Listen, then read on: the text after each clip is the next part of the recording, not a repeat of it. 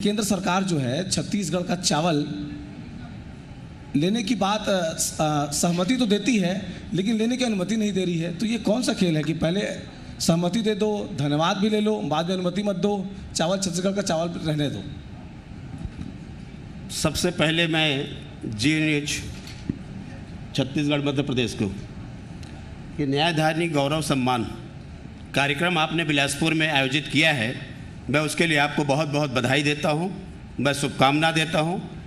और यहाँ पर हमारे जनप्रतिनिधि सभी उपस्थित हुए हैं।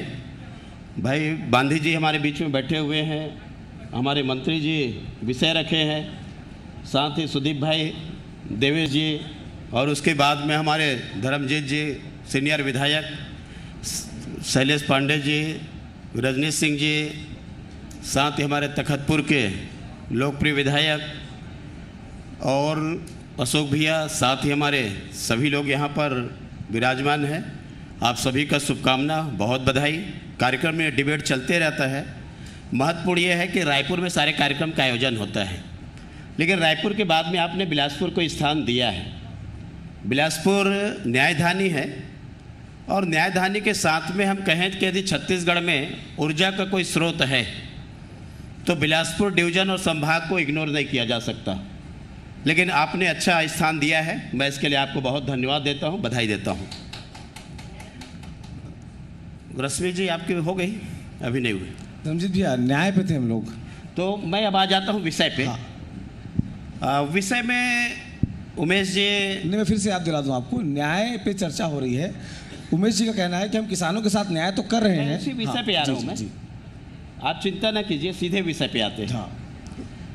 उमेश जी चर्चा कर रहे थे कि केंद्र सरकार कहती कुछ अलग है, करती कुछ अलग है।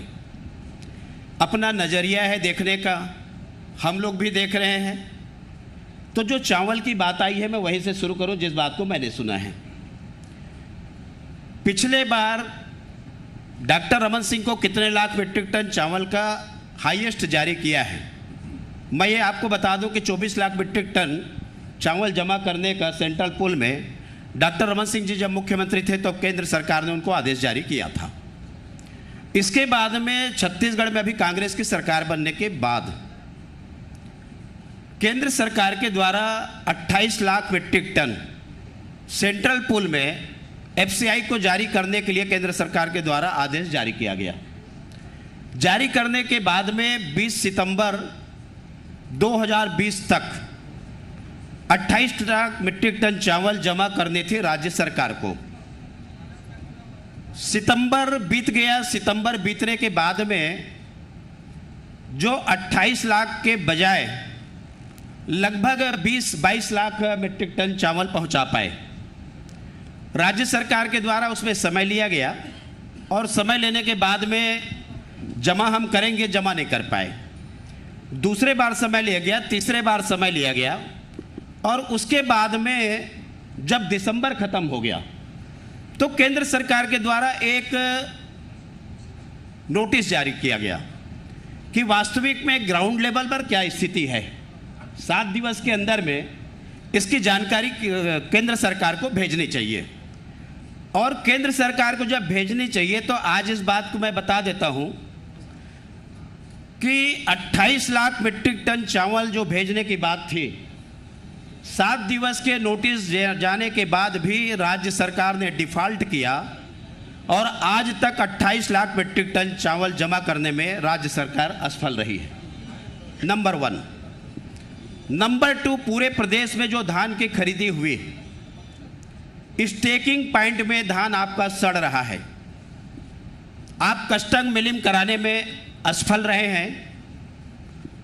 पिछले बार मैं जब सरगुजा के दौरे में गया था तो मैं सूरजपुर गया था। मैं गिरौदपुरी जब धाम गया था तो मैंने कसडोल गया और कसडोल में जाने के बाद में मैंने उस धान को देखा है, लेकर के आया, प्रेस के सामने रखा। राइस मिलों के ऊपर अभी दबाव बना रहे हैं कि ये चावल आपको धान को उठाना पड़ेगा और नहीं उठाएंगे तो आपके ऊपर में हम कार्रवाई करेंगे। आप कार्रवाई करें, आपका अधिकार है। मैं तो ये जानना चाहता हूं कि जब आपके पास में छत्तीसगढ़ में मिल है, आपके पास में धान रखा हुआ है, आपने कस्टम मिलिंग करने के बजाय उस धान को आपने क्यों सड़ाया और सड़ाने के पीछे आपकी क्या मंशा रही है। यदि हम ये कहें कि डिमांड नहीं थी तो केंद्र सरकार ने 28 लाख मीट्रिक टन का डिमांड आपको दे दिया था और उसके बाद में लगभग 1000 से 1200 करोड़ रुपए के धान पिछले बार खराब हुई है। आखिर उसके जवाबदार कौन है? क्या ये अन्न का अपमान नहीं है कि धान सड़ा? तो क्या किसानों का अपमान नहीं है? केवल पैसा लेना ही किसान के लिए पर्याप्त नहीं है। मेहनत, पसीना, परिश्रम, जो किसान होता है वो खेती 12 महीना करता है। भरे गर्मी में जब लोग एसी में सोते हैं तब हमारा किसान खेत में रहता है। बरसात में लोग छत्ता लगाते हैं लेकिन माड़ी भर चिखला में हमारे किसान जाकर के खेत में रहता है। धर्मलाल जी, जो बातें आप कह रहे हैं ये बड़ा दार्शनिक विषय है। किसान दार्शनिक नहीं, 28 एक सवाल रमेश जी, एक मिनट, एक सवाल केवल एक मिनट आपसे जुड़ा हुआ एक सवाल है। जो बातें आप कह रहे हैं बहुत अच्छा है, आपको ग्राउंड लेवल की जानकारी आपको बहुत शानदार है पूरे छत्तीसगढ़ की। ये पीयूष गोयल जब अनुमति नहीं देने की बात करते हैं तब यही सब तर्क क्यों नहीं रखते हैं जो तर्क आप रख रहे हैं? वो तो बोलते हैं कि आपका राज्य में धान का ज़्यादा पैसा दे रहे हो, हम आपको अनुमति नहीं देंगे। जो सरकार 28 लाख मीट्रिक टन चावल जमा करने में 3 महीना समय लेने के बाद में असफल रही है, नोटिस देने के बाद में जमा आज तक नहीं कर पाई है, आखिर मैं यही तो जानना चाह रहा हूं कि धान आपके पास है, कस्टम मिलिंग करा नहीं पा रहे हैं, धान आपकी सड़ रही है, यही बातें और सड़ने के बाद में आप 28 लाख मीट्रिक टन चावल जमा करने में आपने क्यों डिफॉल्ट किया? आपने केंद्र का विश्वास तोड़ा है। नेताजी, छत्तीसगढ़ के लोगों का विश्वास तोड़ा है आपने। नेताजी, एक्चुअली क्या हो गया कि नेताजी ने बात को ट्विस्ट कर दिया। इनके जो नेता हैं केंद्र में वो कहते हैं आप 1 रुपये ज़्यादा नहीं दे सकते, 1 रुपये ज़्यादा दिया तो हम चावल नहीं खरीदेंगे। जब इन्होंने, नेताजी विधानसभा में थे, इनके कहने पे माननीय मुख्यमंत्री जी ने केंद्र सरकार को धन्यवाद देने की बात कही थी। इन्होंने कहा कि आप धन्यवाद दीजिए केंद्र सरकार को कि 60 लाख मीट्रिक टन चावल खरीदेंगे। तब बात आई थी कि नहीं? और सिर्फ 1 रुपये ज़्यादा देने से वो नहीं लेंगे। अब इनकी स्थिति है कि राज्य में रहते हुए ये किसानों के बीच में ये बात कह नहीं सकते और ऊपर विरोध कर नहीं सकते, तो इनकी स्थिति बड़ी दुखदायी स्थिति है। ये कह नहीं सकते, यहाँ पे कुछ और कहेंगे, वहाँ जाके कुछ और कहेंगे, तो ये इनकी परिस्थिति बन गई है। धर्मलाल जी, जो बात उमेश जी कह रहे हैं, मैं आ जाता हूँ, सीधे विषय में आता हूँ। लेकिन इस बार विषय वही जो पीयूष गोयल तर्क देते हैं। विषय पीयूष गोयल नहीं है, राज्य सरकार की विश्वसनीयता पीयूष गोयल विषय नहीं है। दरअसल आप जो बात कह रहे हैं पीयूष गोयल विषय नहीं है। मैं विषय में आ रहा हूं, देश के खाद्य मंत्री, मैं विषय में बात कर रहा हूं। देश के खाद्य मंत्री जो मैं विषय के बाहर नहीं जाऊंगा। जो उमेश जी ने हमारे कहा है मैं उस विषय में आ रहा हूं। धर्मलाल जी, देश के खाद्य मंत्री पीयूष गोयल जी हैं, विषय चाहकर न चाहकर वही होंगे। मैं नहीं, यहाँ केंद्र सरकार के ऊपर डिबेट नहीं हो रहा है, राज्य सरकार के ऊपर डिबेट नहीं है। प्रदेश के किसानों के चावल, उनके धान पर बहस है, धान के बाद चावल, तो उस विषय में हमको डिबेट होना चाहिए और विषय में मैं चर्चा कर रहा हूं। विषय ये है कि 15 साल तक भारतीय जनता पार्टी की सरकार रही। कांग्रेस को इस बात के अंदाजा नहीं थे कि इस बार भी हमारी सरकार आएगी, और इसलिए कांग्रेस ने यह किया कि कैसे भी एन के एन प्रकार कांग्रेस की सरकार आ जाए। घोषणा पत्र जारी किया गया, जन घोषणा पत्र जारी हुआ, 2500 रुपए की उन्होंने बात कही, और 2500 रुपए की बात कही उस समय सीना ठोक ठोक करके कांग्रेस के लोग बोले हम केंद्र सरकार के ऊपर भरोसा, हम केंद्र सरकार के ऊपर आज भी अपने जन घोषणा पत्र पे कायम है। हम आज भी अपने घोषणा पत्र पे कायम है। मैं बोल रहा हूं, मैं अपने बोलिए जी। तो आप लोगों ने छाती पीट पीट करके कहा कि हम केंद्र के भरोसे हम घोषणा नहीं कर रहे हैं, हम अपने भरोसे घोषणा कर रहे हैं और हम खरीदेंगे और हम खरीद करके देंगे। आज लांछन लगाना केंद्र के ऊपर आपका गलत है। जब आपने 2500 रुपए की बात की तो मोदी जी से पूछना था कि साहब आपका तो 1600 रुपए 1700 रुपए समर्थन मूल्य है, 1800 रुपए है, तो क्या हम 2500 रुपए घोषणा करें? और यदि हम 2500 रुपए घोषणा करेंगे तो क्या हमको आप मदद करेंगे? क्योंकि कोई भी केंद्रीय नीति जब बनती है एक स्टेट के लिए नहीं बनता, एक प्रदेश के लिए नहीं बनता। स्वामीनाथन आयोग भाजपा ने नहीं बनाई थी। स्वामीनाथन कमेटी का जो गठन हुआ था उस समय कांग्रेस के प्रधानमंत्री थे और इनके द्वारा इसलिए बनवाई गई थी कि किसानों का शोषण ना हो। स्वामीनाथन आयोग ने जो सिफारिश किया, उस सिफारिश को जब तक केंद्र में कांग्रेस की सरकार रही उसको पलट करके उन्होंने नहीं देखा कि उस कमेटी ने सिफारिश क्या किया है। लेकिन जब मोदी जी के आने के बाद में स्वामीनाथन आयोग ने जो ये कहा था कि किसान की जो लागत है उसको 1.5 गुनी राशि कम से कम किसानों को मिलनी चाहिए, और उस समय जो एवरेज उसमें लगाया गया और लगाने के बाद में 1.5 गुना के हिसाब से समर्थन मूल्य जो सिफारिश किया गया था, ये मोदी जी ने नहीं किया सिफारिश, ये जो कमेटी बनी है वो सिफारिश किया और सरकार ने उसके ऊपर में लागत के 1.5 गुना फिर केंद्र सरकार ने उसको तय किया।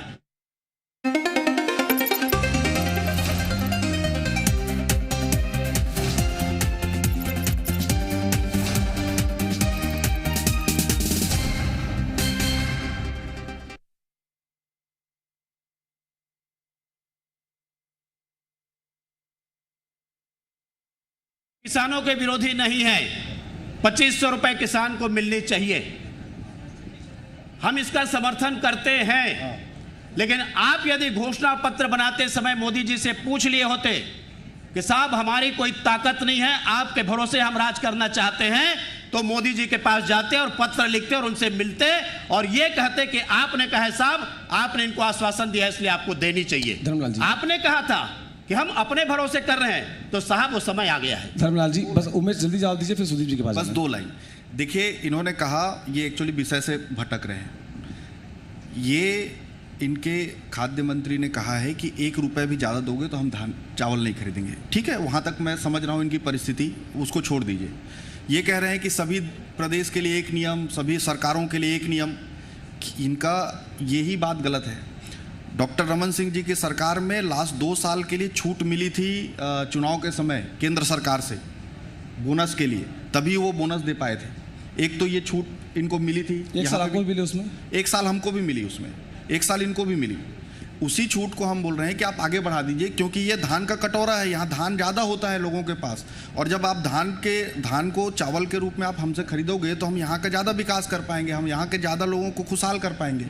इतनी सी बात है। ये इसको घुमा के स्वामीनाथन आयोग पता नहीं कहाँ ले। चलिए सुदीप जी, आप बेहतर जानते हैं, स्वामीनाथन कमेटी की सिफारिश लागू हुई इसलिए 1800 रुपये की बात धर्मलाल जी कह रहे थे, लेकिन किसान जो सड़क पे आंदोलन में बैठा है वो शांता कुमार कमेटी की रिपोर्ट के आधार पर बैठा है। नहीं, देखिए, स्वामीनाथन कमेटी की रिपोर्ट मैंने नहीं मानता कि यहाँ बैठे हुए किसी व्यक्ति ने पूरी पढ़ी होगी। उसके जो निष्कर्ष हैं उसमें अलग अलग फॉर्मूले हैं।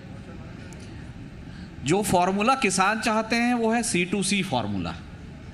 C2C फार्मूला का अर्थ है कि जो अगर मैं अपनी ज़मीन का एक नोशनल वैल्यू मानूं कि मेरे ज़मीन में भी मेरा इतना पैसा इन्वेस्टेड है और उसका भी अगर इंटरेस्ट मैं कैलकुलेट करता हूं, तो उस हिसाब से जो 1.5 गुनी लागत आएगी। प्लीज ऑफ कर देंगे जैमर, पुलिस विभाग के जो भी अधिकारी यहाँ पर हैं, जैमर प्लीज ऑफ कर दीजिए, इस तरह की समस्या आती है। 1.5 गुनी लागत जो आएगी वो पैसा हमको चाहिए। जो केंद्र सरकार ने किया है वो जो ऑपरेशनल लागत है, बीज की, दवाई की, खेती की, मजदूरी की, उस हिसाब से उन्होंने ऑपरेशनल लागत लगा के कुछ पैसा बढ़ाया। C2C फॉर्मूले के हिसाब से धान का प्रति क्विंटल रेट 2388 रुपये आता है। पहली बात तो ये है। दूसरी बात ये है कि कोई राज्य अगर अपने बजट से, मैं बिल्कुल राजनीतिक बात नहीं करूँगा, कोई राज्य अगर अपने बजट से अपने यहाँ के किसानों को अधिक पैसा देना चाहता है तो मैं ये मानता हूँ कि केंद्र सरकार को उसमें बाधा नहीं बनना चाहिए। पहली चीज़ ये है।